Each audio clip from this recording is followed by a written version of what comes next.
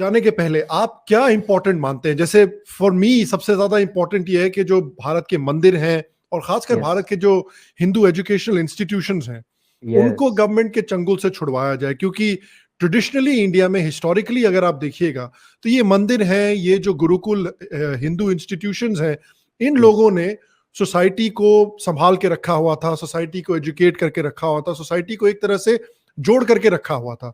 एक बार ये मंदिर, ये एजुकेशन इंस्टीट्यूशन सोसाइटी से बाहर निकल गए तो हिंदू सोसाइटी एक तरह से, वो कहते हैं ना जो एक नाव होती है जो कट जाती है शोर से, बिल्कुल, उस तरह की यस। नाव की तरह बस सागर में भटक रही है। श्याम भाई देखो, हम बात करते हैं, हम अपने देश को विश्व गुरु बनाना चाहते हैं। हम्म। हम कभी ये नहीं कहते विश्व प्रोफेसर बनाना चाहते हैं, विश्व टीचर बनाना चाहते हैं। तो हम्म। गुरु तो गुरुकुल में मिलेगा, तो विश्व हम्म। गुरु बनाने के लिए हमें गुरुकुलों की तरफ लौटना पड़ेगा। हम्म। गुरुकुल जो होते हैं वो एकदम फ्री एजुकेशन देते हैं, लेकिन कभी भी जिंदगी में कभी भी कुछ भी फ्री नहीं होता है। तो वहां पे पहले सिस्टम ये था कि भाई डोनेशन चलती थी, और डोनेशंस भी डायरेक्ट नहीं, जो भी मंदिर में चढ़ावा आता था उसी के पैसे से ही हम गुरुकुल चलाया करते थे। आज की तारीख में अगर आप देखोगे तो जो मंदिरों में चढ़ावा आता है, पहली बात बहुत कम है, हम्म। मजारों पे बढ़ गया है। आपने देखा है बीच बीच में बहुत सारे जैसे कि अब रामचंद्र जी के नाम पे से ही ध्यान हटाने के लिए और भी बहुत सारे ओम राम करके बहुत सारी चीजें बनाई गई, जो हाँ। कि जिनका जन्म मुसलमानों में हुआ। जो पैदा हुए मुसलमान, जो अपनी जिंदगी मुसलमान बने रहे और वो नमाज पढ़ते रहे, और फिर उनको उठा करके हिंदू पे थोप दिया गया, और उनको फिर कहा गया कि भाई ये तो राम का नाम उनमें जोड़ दिया गया, तो सारा चढ़ावा वहां जाना शुरू हो गया। अभी भी आप देखोगे हम्म। वैष्णव मंदिरों में आप उनकी मूर्ति रखे हुए देखोगे, जहां तहां आप ये मूर्तियां रखे देखोगे। तो ये क्या हुआ कि आपका ध्यान विचलित करना था। जो चीज रही भी, जो पैसा आया भी है, जैसे कि हम हम्म। बड़े मंदिरों की बात करते हैं, तो उसका बहुत बड़ा रेवेन्यू जो है वहां की जो स्टेट गवर्नमेंट है या फिर सेंट्रल गवर्नमेंट है वो ले जाती है। हाँ, वहां के जो पुजारी लोग हैं, वहां का जो मेंटेनेंस है, वो भी ढंग से नहीं हो पाता है। बिल्कुल सही। आप ये सोचिए कि वो गुरुकुल कैसे चलाएंगे। उन गुरुकुलों में जो, अगर वहां पे गुरुकुल चलते भी हैं, तो वहां बच्चों को अच्छे से सुविधाएं भी नहीं दी जाती हैं, दे हम्म। ही नहीं पाते हैं, क्योंकि इतना पैसा होता ही नहीं है। हमने जो अपने आदि पुरुष थे, हमने अपने जो महापुरुष थे, हमने जो अपने अवतारी पुरुष थे, उन सब आदर्शों को भूल दिया है।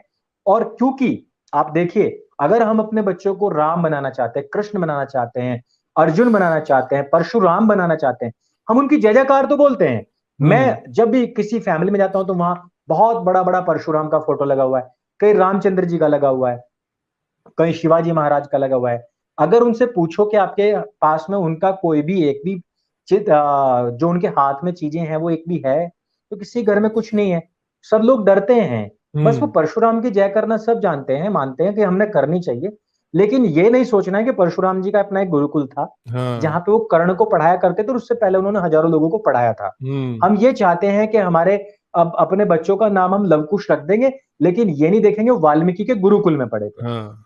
तो हम ना तो गुरुकुलों को डोनेट करना चाहते हैं, हम ये चाहते हैं, बस एक्चुअली हम सपने देखते हैं अपने घरों में पड़े हुए, हमने विश्व गुरु बनना है। किसी से पूछो कि विश्व प्रोफेसर क्यों नहीं बनना है, जब तुम खुद यूनिवर्सिटी में पढ़े हो, तुम अपने हम्म। बच्चों को यूनिवर्सिटी में पढ़ाना चाहते हो, तो अपने देश को, तुम्हारा देश तो विश्व प्रोफेसर बनना चाहिए, हम्म। विश्व टीचर बनना चाहिए, क्योंकि टीचर्स पढ़ा रहे हैं, है ना। तो हम्म। आप ये दरअसल ये दोगलापन हर जगह है। ये अगर हम देखें कि मंदिरों के ऊपर जितना भी चढ़ावा होता है उसका हम यूज कर सकते थे अपने इकोसिस्टम को स्टैब्लिश बिल्कुल करने के सही। लिए, जिस तरीके से जकात फाउंडेशन है। जकात फाउंडेशन का पिछले साल का जो कलेक्शन था, और आप ये देखिए कि उसमें यही टायर पंचर वाले लोग भी बहुत ज्यादातर हैं। 50 से 60 हजार करोड़ रुपए, शाम भाई आप यकीन नहीं मानोगे, एक एक राज्य का इतना बजट नहीं हम्म। होता है जितना जकात फाउंडेशन का कलेक्शन होता है। हम्म। और ये वो बिल्कुल सही। जकात फाउंडेशन है जो पैसा यहाँ रोहिंग्या और बांग्लादेशियों को स्टैब्लिश करने के लिए देता है। उन बिल्कुल। लोगों के, देखिए मैंने इस सिस्टम के में बहुत जड़ में जाकर के और लव जिहाद में बहुत जड़ में जाकर के स्टडी करी है। इनका सिस्टम ये है कि अभी आप नैनीताल के पास में जो काशीपुर है, काशीपुर में हमारे रिलेटिव्स हैं, जब मैं उनके यहाँ पे गया तो मैंने दो चार लोग देखे वहां पे घूमते हुए। तो मैंने देखा कि भाई ये कहाँ से आए, क्योंकि मैं 2 साल पहले आया था, ये तो थे ही नहीं यहाँ। तो उन्होंने हम्म। कहा कि यहाँ से दूर ना एक गांव में इन्होंने खेत लिया है, खेत में मकान बनाए हैं। तो मैंने कहा कि वहां मस्जिद वगैरह कुछ बन रही है कि नहीं, वहां कुछ नहीं बन रहा है यार, क्या मतलब पड़ रहा है हमको, तुझे क्या दिक्कत हो रही है, इस तरीके की बातें करी। उन्होंने क्या कर रखा था कि उनको सबसे पहले 2 रेडियां करवाई गई थी फलों की, वहां फलों की रेडियां करवाई गई। फिर धीरे धीरे उन्होंने कुछ और लोगों को रामनगर से बुलाया, सॉरी रामपुर से बुलाया, और उन लोगों को रिक्शा करवाई, फिर अच्छा। ई रिक्शा करवाई। हाँ, बाकी के जो हिंदू लोग थे वो पुलिंग जो रिक्शा होती है वो कर रहे थे, लेकिन वो ई रिक्शा की स्पीड अच्छी होती है, उसमें ज्यादा लोग आते हैं, यानी कि वो थोड़ा एडवांस चलते हैं दूसरों से, वो करना शुरू किया। फिर कुछ दिनों के बाद में उन्होंने वहां पे जो रेकी कर सके ऐसा बंदा, वो कौन हो सकता है, जो रेडी पे सब्जी रख करके बेच सके और जो लोहा टीन प्लास्टिक का इकट्ठा कर सके, अखबार अखबार ये सब चीजों इसे इकट्ठा करने से क्या था, रेकी होती है। अब इस रेकी के पीछे और इन सबके एस्टैब्लिशमेंट के पीछे किसका हाथ होता है, ये सारा हाथ है जकात फाउंडेशन का। मैं बता रहा हूँ इकोसिस्टम की बात, जो कि हम बना सकते थे क्योंकि हमारे पास में कई लाख करोड़ रुपए इकट्ठा होता है, उनका सिर्फ 50,000 करोड़ रुपए है। अब ये होता है कि मेरे पास में एक लव जिहाद का केस आया। वो लव जिहाद का केस कैसे आया, यूके में लड़की पढ़ रही है, जम्मू कश्मीर का लड़का उसको यूके में जाके पटा लेता है, कन्वर्ट करके इंडिया आ जाता है, उसके साथ में निकाह करने की बात करता है। और हुआ कैसे, सब्जी वाला उसके घर पे आता था, उन्होंने कहा कि बेटिया कहाँ पे, उसने कहा कि यूके की यूनिवर्सिटी में पढ़ रही है। सब्जी वाला जो एक अनपढ़ ठेठ है, जो 5 वक्त की नमाज पढ़ता है रोड पे, वो पूछ रहा है कि यूके की कौन सी यूनिवर्सिटी में पढ़ती है। और जब उन्होंने खुश होकर बता दिया, वो ये नहीं देख रहे कि साला एक ढीठ, एक बकरे जैसी दाढ़ी वाला बंदा जिसके दिमाग में ढक्कन लगे हुए पहले ही, इसको यूनिवर्सिटी का यू नहीं पता, वो ये क्यों पूछ रहा है कि कौन सी यूनिवर्सिटी में पढ़ रही है।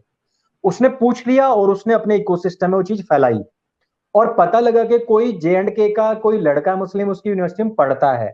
2 साल उस लड़के को उसको कन्वर्ट करने में लगे, ब्रेन वॉश करने में लगे, लेकिन उसने कर दिया।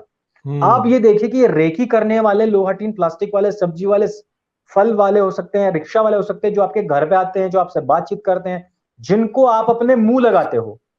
और ये सारा का सारा सिस्टम कहां से चल रहा है श्याम भाई, आप किसी को कह दो कि इस तरीके से किसी से ले आ बात, नहीं लाएगा। दरअसल उसको पैसा नहीं जाएगा तो वो क्यों लाएगा। और यकीन मानोगे, उसके माँ बाप के पास में अथाह संपत्ति और प्रॉपर्टी है, और वो अपनी अकेली बेटी है, उसका कोई भाई भी नहीं है। ऐसे समय में इस तरीके की जो चीजें चलती हैं, ये इकोसिस्टम से चलती हैं, और इस इकोसिस्टम से लड़ने के लिए हम और आप बैठे हुए हैं, जो अपने घर से अपनी सैलरीज और अपना रेवेन्यू भी लगा देते हैं। हमारा इकोसिस्टम सपोर्ट नहीं करता। आप कहने लग जाओ किसी भी संस्था से जिसके पास भी पैसा हो, श्याम भाई आप किसी से बात करके देखना कि हम इस तरीके से काम कर रहे हैं, हम अपनी सैलरीज भी लगा रहे हैं, लेकिन आप हमें सपोर्ट करो।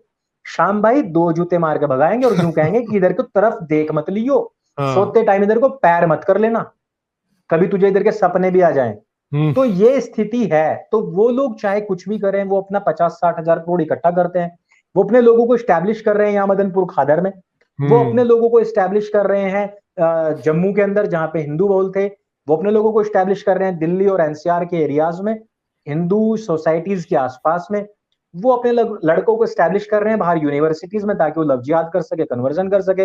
वो अपने लोगों को यहाँ पैसा दे रहे हैं ताकि वो बाइक्स कार्स ले सके, ताकि हिंदू लड़कियों को हिंदू नाम से पटा सके और उनके साथ शादी करके उनको कन्वर्ट कर सके।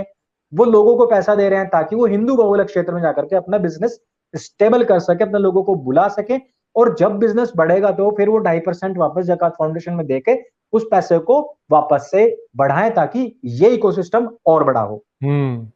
और यहीं चलते चलते मैं आपको बता दूं कि हम लोग ना रॉथशाइल्ड को बहुत कोसते हैं। आपको नहीं शायद पता होगा, इंडिया में ना ये इस तरीके की बहुत कॉन्स्पिरेसी थ्योरी चलती है कि रॉथशाइल्ड ने ये कर दिया वो कर दिया। रॉथशाइल्ड वो बंदा था जिसने बैंक सिस्टम बनाया, उसने कहा कि हम लोग पैसा इकट्ठा करेंगे और हम फलस्तीन के एरियाज में जो बंजर भूमि है, जो खेती की जमीन है, उसको थोड़ा थोड़ा करके खरीदेंगे। और उन्होंने वहां पर खरीद के अपने जो गरीब यहूदी थे उनको बसाया था। और भाई वो सिस्टम पूरी तरीके से फॉलो कर रहा है आज का इस्लाम भारत के अंदर, और वो हमारे क्षेत्रों में जा जाकर के हमारे लोगों की जमीन खरीद रहे हैं। बट हिंदू को आप देखो कि इनके हाथ में एक ही झुंझुना है, जिसको पिछले 60 साल से बजा रहे हैं कि रॉथशाइल्ड से बड़ा पूरी दुनिया का दुश्मन कोई नहीं है। इनसे ज्यादा मूर्ख कम्युनिटी नहीं हो सकती है कि दूसरी तरफ वो कम्युनिटी जो यहूदियों के सख्त खिलाफ है, जिनकी किताब में यहूदियों को मारने तक की बात लिखी हुई है, वो लोग यहूदियों के सिस्टम को फॉलो करके आज 56 कंट्रीज अपनी बना चुके हैं। लेकिन यहाँ हिंदू साले ऐसे हैं कि ये आज भी झुंझुना बजा रहे हैं कि रॉथशाइल्ड अबे रॉथशाइल्ड जब उसने उस सिस्टम खड़ा किया था ना, तब बूढ़ा था और कुछ दिनों के बाद मर भी गया था। पर उनसे सीखने की जरूरत थी और हम सारा उसको कोस रहे हैं। तो दरअसल हिंदुओं का ये है कि ये इनके सामने तो आप कोई भी बात कह दो, तो इनको क्या है ना कि इनको एक अंदर से ना एक बहुत ही मतलब ऐसी फीलिंग आती है कि अब इनके पास में 7वें आसमान का ज्ञान हो गया है, अब इसको ये गाएंगे।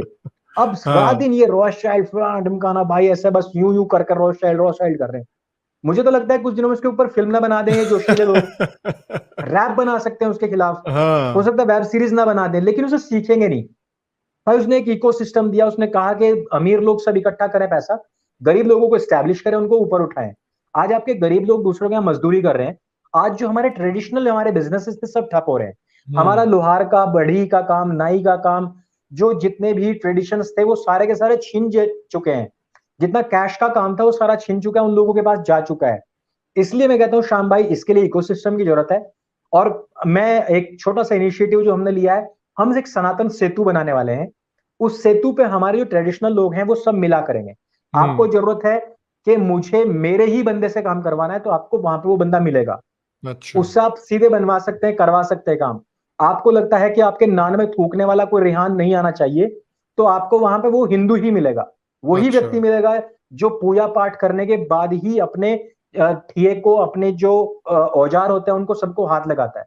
वही व्यक्ति होगा जो जनेऊ भी पहनता है, जो तिलक भी लगाता है। अभी मैं कुछ दिनों पहले देख रहा था कि 200 साल पहले जिनको हम शूद्र कहते हैं, जो लोहे का और लकड़ी का काम करते, जो मूर्तिकार होते थे, वो त्रिपुंड यहाँ बाजू पे और जनेऊ सब चीज धारण करते थे। उस टाइम के जो पिक्चर्स मिले हैं, तो उस टाइम की जो पेंटिंग्स मिली हैं, तो मैं ये कहना चाहता हूं कि हम लोगों के अंदर ये सारी जो हमारे रिचुअल्स हैं, ये सारे के सारे बरकरार थे। हम लोगों के अंदर वो सुबह शाम का संध्या जो करते हैं, संध्या हवन और भजन जो कीर्तन जो होता है वो सब करते थे। शाम के टाइम हम सब पूरे दिन का एनालिसिस करते थे कि हमसे क्या क्या गलतियां हुई हैं, और वो चिंतन मनन होता था। स्वाध्याय जिसको हम कहते हैं, अपना अध्ययन करना। वैसे जो लोग होते हैं वो कभी किसी का बुरा कर ही नहीं सकते। हम चाहते हैं कि उन लोगों को वापस से ट्रैक पर लाया जाए, और उसका नाम हम सनातन सेतु दे रहे हैं। जल्दी हम इसको एस्टैब्लिश करेंगे, जल्दी हम आप लोगों के सामने फिर से आएंगे। और एक चीज हमने इसमें तैयार जो की है इंडियंस के लिए खासतौर पे, वो अभी हम हिंदी भाषा में और ज्यादा करेंगे तो हैदराबाद तक, कि हमने एक पूरा एक ऑडियो विजुअल क्लास बनाई है, जिसको हम एक दिन की क्लास कहते हैं। अच्छा। एक दिन की क्लास हम लोगों को देंगे, जिसमें कि हम ये सारी बातें ऑडियो विजुअल के माध्यम से आपको समझाएंगे। बड़ी स्क्रीन के लिए प्रोजेक्टर भी रखा है और एलईडी स्क्रीन भी रखी हुई है। तो इसमें जो भी, हाँ यस, इसमें हमने काफी खर्चा भी कर दिया, अपना घर से ही पैसा लगाया है। तो इसमें हमने काफी बहुत सारी चीजें जुटा ली हैं, कुछ चीजें भी जुटानी बाकी हैं, और हम इसको जल्दी ही, मुझे लगता है कि भगवान का शुक्र, हम इसे करेंगे। श्याम भाई, अभी तक हमारी टीम मिलकर के इसमें साथ कर्मयोगी सनातन परिषद में मिलकर के 15,000 लोगों को डायरेक्ट फेस टू फेस जाकर के ट्रेनिंग दे चुकी है। अरे वाह। यस, और ये चीजों का अभी तक हमने पिछले 2.5-3 साल में खुलासा नहीं किया था। इसका पूरा रिकॉर्ड हमारे पास में है। अच्छा। लेकिन अब हम खुलासा इसलिए कर रहे हैं क्योंकि इसका ये ट्रैक पकड़ चुका है। इसमें हमारे कुछ और भी ट्रेनर्स तैयार हो रहे हैं। पहले कुछ ही लोग थे, तो वो सब लोग आ रहे हैं फील्ड में धीरे धीरे। अब हम लव जिहाद वाले केसेस पे घर घर जाकर के काउंसलिंग कर रहे हैं। अब हम जो इकोसिस्टम है उसको बैठाने की कोशिश कर रहे हैं। सनातन सेतु हमारा बनकर तैयार है, लॉन्च होने वाला है। और ये जो हमारी जो शहर शहर जाकर के, गांव गांव जाकर के जो हम क्लासेस दे रहे हैं, इसको हम और गति देंगे। तो मैं ये कहता हूं कि सिर्फ हम क्लाउड पे नहीं होंगे, हम ग्राउंड पे भी मिलेंगे आप लोगों को। और वो हर चीज देने के लिए हम कृत संकल्पित है, हम प्रतिबद्ध हैं इस बात के लिए कि हम अगर कोई चीज की आवाज उठा रहे हैं तो उसको हम पूरा करके दिखाएंगे। हम पूरी कोशिश करेंगे अपनी तरफ से।